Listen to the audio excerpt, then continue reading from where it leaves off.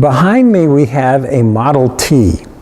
Now, the Model T is an icon of the American automobile industry. Henry Ford, of course, is the founder of the Ford Motor Company, and it's a Model T Ford that we're looking at. But this particular Model T Ford is special because it belonged to Mr. Kendall of Kendall Motors, not an unknown name in the motor vehicle sales industry in modern-day Eugene. And this was Mr. Kendall's antique car. And we have a photograph, or we have seen a photograph of Mr. Kendall sitting up in Willamette Pass in the early 1960s in his car.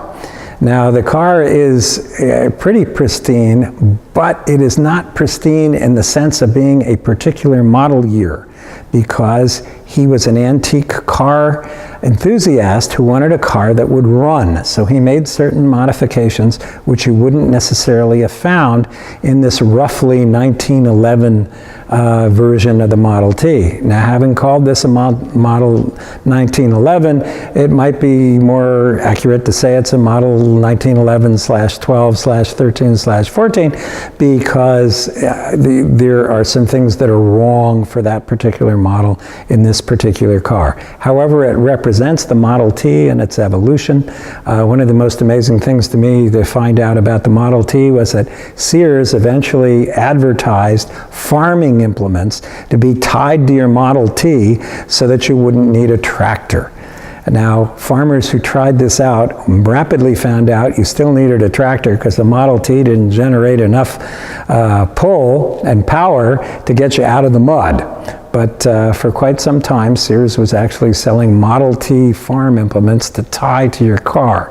Now, getting back to Mr. Kendall's Model T, it has a rather interesting aspect. Now, in the actual car, in the day, you would actually have to start it with the crank.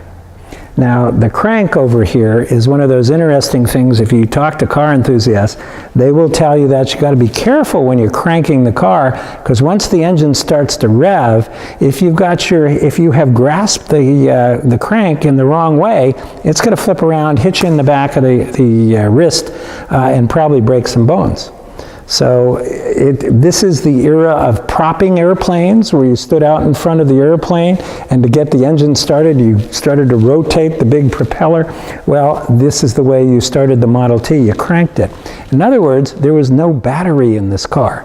Now, having just told you that, if we were to go to the rear of the car and peek underneath, you would find out that Mr. Kendall, again looking for a car he could drive, didn't want to have to crank the car to start it up, so he put a battery in. So this car, at least when Mr. Kendall owned it, was actually started via a battery and not via the crank in the original model.